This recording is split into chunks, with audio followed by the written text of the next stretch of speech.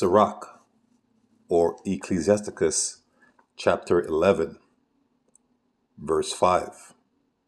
Many kings have sat down upon the ground, and one that was never thought of has worn the crown. All praises, glory, honor belongs to the Heavenly Father, whose name is Yahweh, Bahasham, Yahushai, Bahasham, Rakah, Kadash. Double honors to the apostles, to the elders, bishops of Great Millstone, who have learnt the truth from. Peace, blessings, with all sincerity, I pray for you brothers that do this work throughout the four corners of the earth. My name is Kazak, here in Toronto, Canada, of the branch or the church of Great Millstone. Again, Shalom. So this lesson is going to be based on the comings and goings of the so-called white man, right? His humble beginnings in Genesis, I think it's 27, where he was given the blessings of the sword. And Esau, Edom was his name, Salakia. Esau, Edom, the so-called white man, is his name. Biblical nationality are the Edomites. And Jacob was given the blessing to be ruler of the kingdom of Yahweh Shem Shai. But guess what? We fell. We fell and we lost, right, the place of royalty in the Most High's eyes. Okay? So what you're seeing unfolded in front of you is based on prophecy. Okay? Prophecy dictates that what? If we were to listen to the Heavenly Father and do what was commanded, the place of righteous rulership would be ours. But if we succumb to immoral conduct, rebellion against Yahweh Shem Shai, we'll be in a place of servitude. So let's go to one of these curses that was spoken to our people by Moses via Yahweh B'Hashem Yahushai. And this is Deuteronomy 28, verse 44.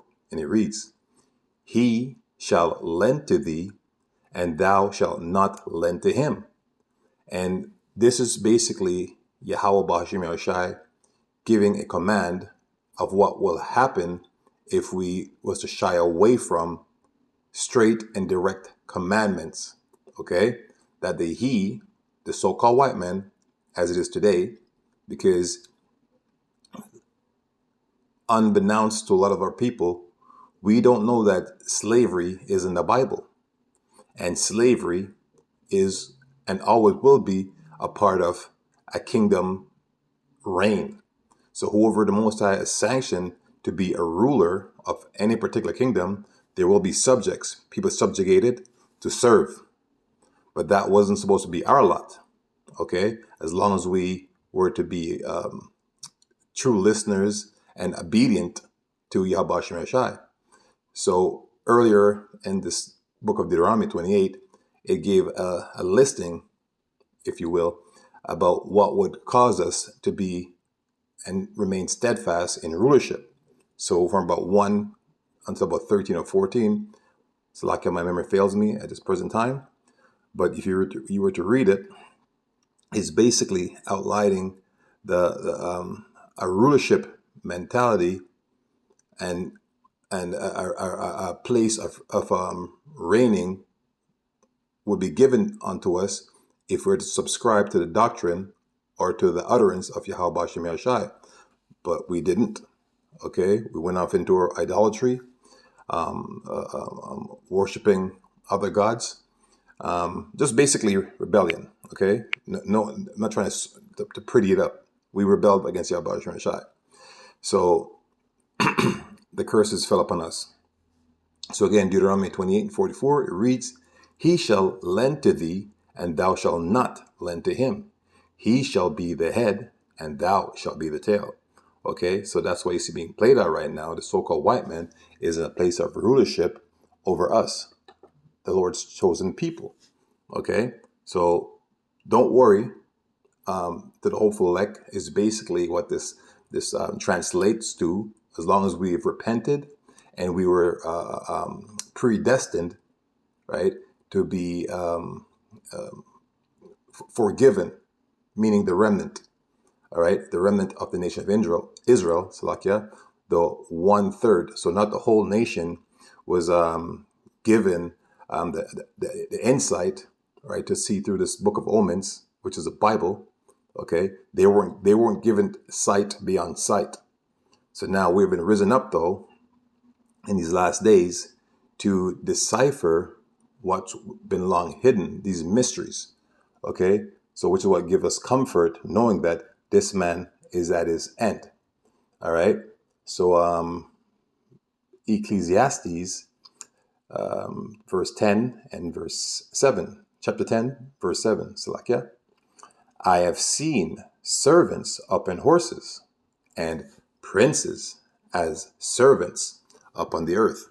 And that's pursuant to the Heavenly Father being King. Yahweh Shai is known as the King of Kings. And we descend from that lineage, that royal lineage, will make us princes. But the prophet says in Ecclesiastes 10, verse 7, I have seen servants upon horses. So the prophet here, I think it was Solomon, prophesying about a downfall of a great people, okay, of the princes of Israel, right? Being what? In a place of servitude, subjugated to what? Evil, wickedness, and darkness. That's governed by the so-called white men, the wicked of the Bible, the wicked of the earth. Job 9:24, it tells you who the wicked are. So all you gotta do is deduce who's in rulership, whose word stands as it pertains to unrighteousness right now, in real time, the so-called white man, Esau, Edom. So that is who the prophet, King Solomon, okay, who we know in the spirit, that was the spirit of Yahweh Shai, that was within that man, that king, the king of peace.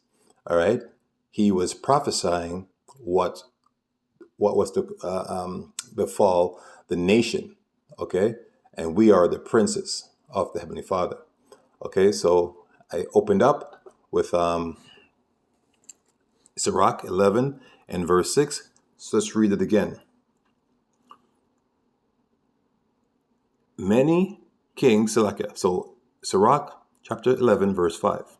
Many kings have sat down upon the ground, and one that was never thought of hath worn the crown. So the so-called white man was the one never thought of, okay, to wear the crown, okay? And it's twofold, because now it's evident via the scriptures, via faith, that the ones that were never thought of will be wearing a crown, and that's us, the hopeful elect of the nation of Israel. Okay, the 1/3. All right, will be the new ruler, the new landlord, right, of this entire plane called Earth. All right, the Heavenly Father has sanctioned it so, because now we have reverted, we have looked back with respect to these commands. All right, and the Most High has put it in our minds to decide and to choose. Okay, it wasn't a choice via our own omission, via our own mindset. This was a pre-programming, if you will, that at the end days, certain men of this nation, Israel, Yashar Allah, He, Prince Power, shall come back to the Heavenly Father, Yahweh Shai, and wear that crown, the crown of rulership this time, and a crown of righteousness. All right.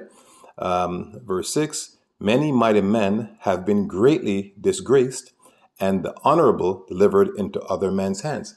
So there's a contrasting, right, in this precept. It's saying the words disgraced and honorable. One was supposed to be disgraced forever, and one should be honorable forever.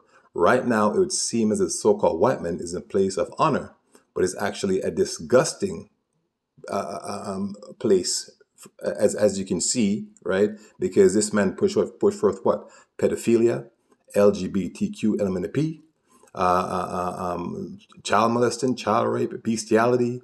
The food's poison. There's no reverence to the Heavenly Father. Women think they're men think they're women, and the list goes on and on. Okay, so now the characteristics would be of the deplorable, of the detestable, of the unrighteous, right? Of the ones that's disgraced.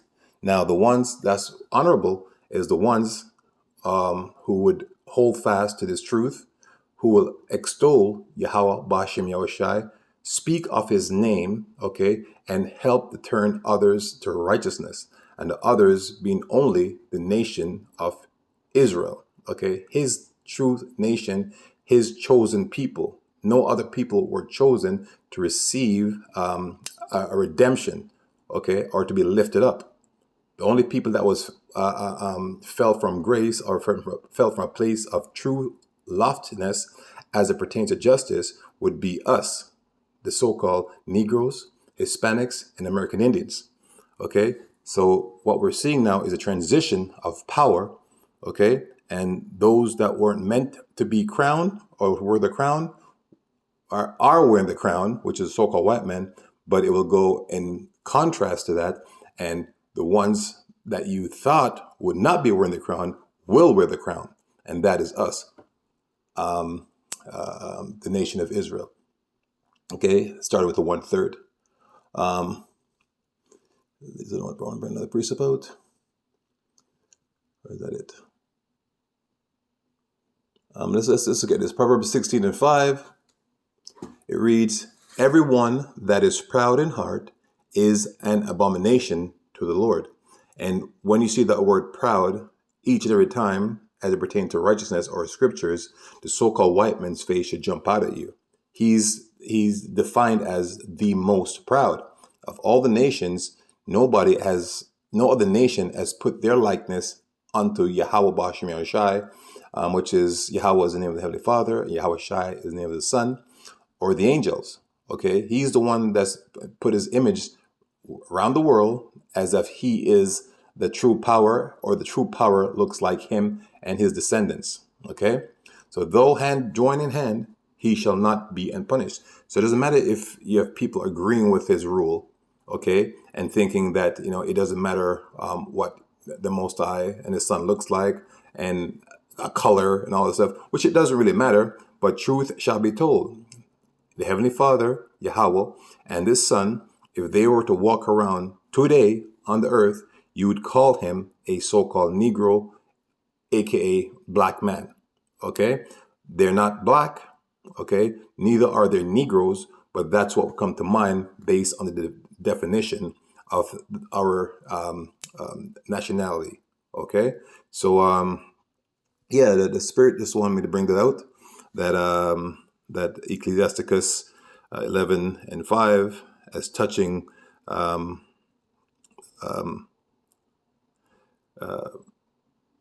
one that never thought of has worn the crown. And again, that is the so-called white man.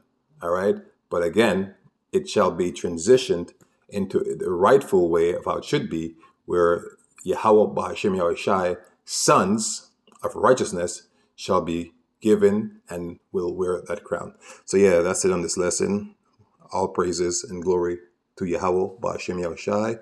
Double honors to the apostles, elders, bishops of Great Millstone, who've learned this truth from.